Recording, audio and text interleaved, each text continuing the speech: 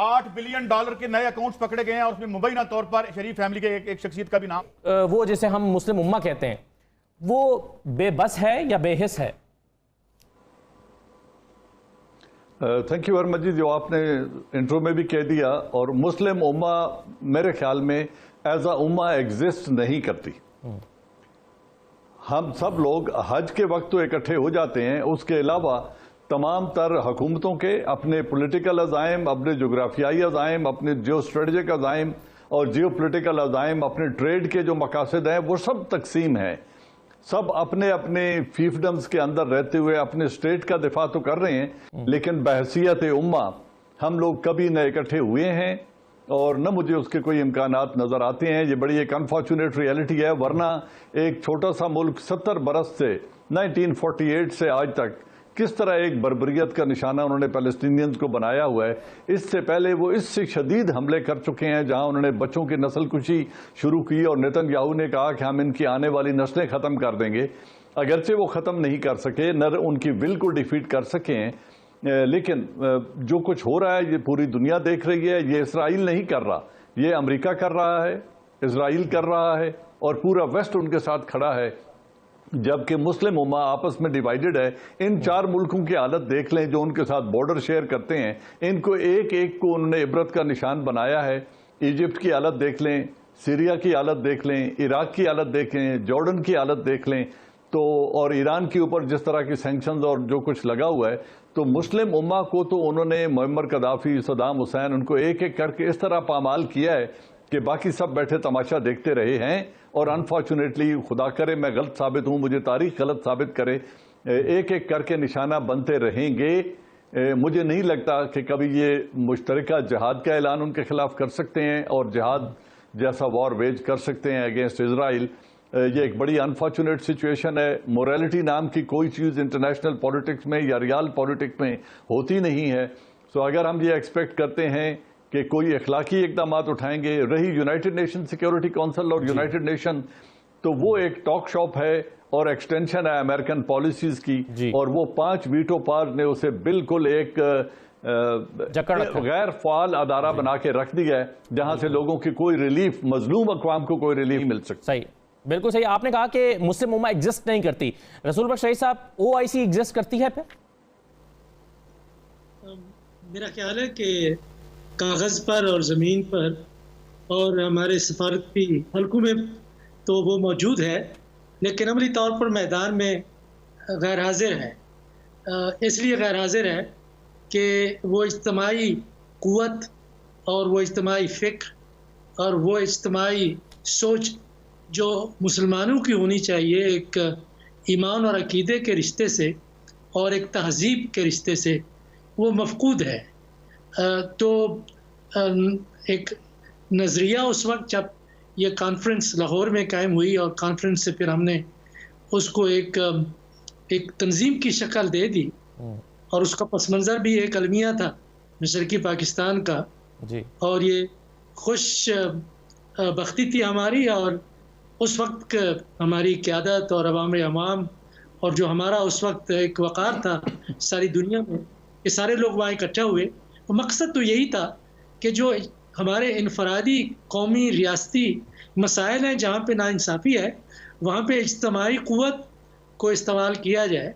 और उस वक्त इज्तिमाई तौर पर जब तेल की क़ुव्वत को इस्तेमाल किया गया 1973 की जंग के बाद, तो देखा उसका एक असर पैदा हुआ।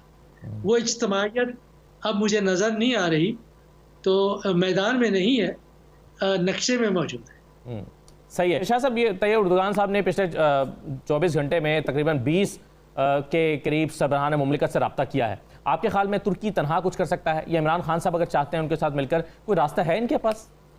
2-3 चीज़ें हैं, वो बिल्कुल रास्ता होता है। जिस वक्त भी कोई सूरत हाल मुश्किल होती है तो उसमें एक रास्ता मौजूद होता है। प्रॉब्लम ये है कि हम ये समझें कि क्या इसराइल को हमने आइसोलेशन में देखना है या एक जो पर्सपेक्टिव है इज्तिमाई दुनिया का, उसमें देखना है। सही। अगर तो हम देखेंगे इसराइल को एक छोटी सी यहूदी रियासत के तौर पर, तो हम गलती करेंगे। اگر ہم مسلمان ممالک کو بھی صرف حکمرانوں کے نقطہ نظر سے دیکھیں تو پھر بھی ہم غلطی کریں گے. مسلم امت جب تھی تو 65 کی جنگ میں آپ چھوٹا ملک ہونے کے باوجود یعنی دفاعی طور پر اپنے دفاعی صلاحیت کے اعتبار سے آپ کے پاس نہ تو کوئی اسلحہ تھا جدید قسم کا اور نہ آپ کے پاس وسائل تھے. بچ اس لیے گئے تھے کہ انڈونیشیا آپ کے پیچھے کھڑا ہوا تھا, مصر آپ کے پیچھے کھڑا ہوا تھا, ترکی آپ کے پیچھے کھڑا ہوا تھا, سعودی عرب کہیں سے آپ کو اسلحہ مل رہا تھا, کہیں سے آپ کو پیسہ مل رہا تھا, کہیں سے آپ کو ڈاکٹر آ رہے تھے, کہیں سے آپ کو ادویات مل رہی تھیں, اور آپ نے ایک بڑی قوت کا 5 گنا بڑی قوت کا اس وقت مقابلہ کیا ہے. اس وقت بھی ہم کوئی ایٹمی طاقت نہیں تھے کہ انڈیا کا ہم نے مقابلہ کر لیا ہم نے, صرف اس لیے کہ مسلمان اکٹھے ہو گئے تھے. لیکن اس کے نتیجے میں ہوا کیا کہ ہمارے جو دشمن ہیں, ہم پہلے تو یہ سمجھیں کہ ہمارا کوئی یہودی اور کوئی عیسائی ہمارا دوست نہیں ہو سکتا. مسلمانوں کو یہ جب تک آپ مسلمان ہیں آپ کو مسلمان ہونے کی سزا دی جائے گی, اور پاکستان کو نیوکلیر ہونے کی سزا بھی دی جائے گی کسی نہ کسی صورت میں. اس 65 کے بعد آپ دیکھیں کیا ہوا ہے. آپ الجزائر سے شروع ہو جائیں, احمد بن بیلا کے ساتھ کیا ہوا, انڈونیشیا میں احمد سکارنو کے ساتھ کیا ہوا, گنتے جائیں. اس کے بعد سعودی عرب کے جن ملکوں نے آپ کا ساتھ دیا تھا, جن ملکوں نے یہ ثابت کیا تھا کہ مسلمان ایک دوسرے کے بھائی ہیں, ایک دوسرے کا دکھ درد بانٹ سکتے ہیں, ایک ملک میں بغاوت ہوئی, ایک ملک میں وہ لیڈرشپ جو سمجھتی تھی اس چیز کو جو ہم اکٹھے ہو کے کچھ کر سکتے ہیں. معمر قذافی ہیں, یہ تو بعد کی بات ہے, میں تو 65 کی جنگ کی بات کروں گا. 65 میں جن لوگوں نے پاکستان, یہ ایک تاریخ ہے, رسول برئی صاحب چونکہ ان کی فیلڈ ہے وہ بتا سکتے ہیں کہ ایک شخص کو نشانہ عبرتناک نشانہ بنایا گیا ایوب خان سمیت کہ یہ دوبارہ سر نہ اٹھا سکے. پھر 73 کی آپ کی جنگ ہوتی ہے, آپ کی اسلامی سربراہ کانفرنس ہوتی ہے, اس میں جو لوگ شریک تھے آگے تھے ان کے ساتھ جو سلوک ہوا وہ بھی آپ کے سامنے ہے. تو اس لیے ہم نے وہ مسلم امہ کا تصور جو تھا, دشمن تو اس کو ختم کرنا چاہتا تھا, ہم نے خود بھی اس کو ختم کیا. اس کو لیڈرشپ, کمزور لیڈرشپ یہاں لائے. ہم نے کہا کہ نہیں جی معاشی مفادات اہم ہوتے ہیں, یہ عقیدہ, مذہب, ثقافت یہ تو بے معنی چیزیں ہیں. بس یہ معاشی مفادات ہوں گے آپ کے, آپ تو اچھا معاشی مضبوطی کا کیا معاملہ ہے. آپ کے صرف ایک پوائنٹ ہے مسلمانوں کے پاس کہ آپ 1 ارب 40 یا 45 کروڑ کا آپ کی مارکیٹ ہے. آپ اس کا فائدہ اٹھا سکتے ہیں, لیکن آپ اٹھانے کے لیے تیار ہی نہیں ہیں کیونکہ آپ متحد ہی نہیں ہیں. سعودی عرب کے نزدیک اسرائیل سے بڑا دشمن ان کا عربوں کے نزدیک وہ ایران ہے. یہ ہماری وہ ہے. پاکستان کے مقابلے میں ان کے لیے انڈیا جو ہے وہ بہتر ہے کیونکہ وہاں اکانومی کے بھی مسائل ان کے حل ہوتے ہیں اور عیش و عشرت کے مسائل بھی ان کے حل ہوتے ہیں. تو جب یہ سوچ ہوگی تو آپ کچھ بھی نہیں کر سکتے, آپ بے بس بھی ہو جاتے ہیں, بے حس بھی ہو جاتے ہیں. اگر یہ 3-4 ملک جو ہیں یہ طے کر لیں, باقی انہیں دیکھنا ہوتا ہے. لیڈ 1-2 ملک ہی ہمیشہ کر رہے ہوتے ہیں. یورپ بھی, سارا یورپ جو ہے وہ لیڈنگ پوزیشن میں نہیں ہوتا. لیڈنگ پوزیشن میں 2-3 ملک ہوتے ہیں. اگر وہ اکٹھے ہو جائیں, ایران, پاکستان اور سعودی عرب کو بھی ساتھ ملا لیں. سعودی عرب بھی اس وقت برے حال میں ہے. سعودی عرب کو امریکہ سے جو توقعات تھیں ان کا پتہ چل گیا ہے. یہ صرف جمال خشوگی کا جو کیس ہے نا, یہ سعودی حکمرانوں کا تختہ الٹ سکتا ہے.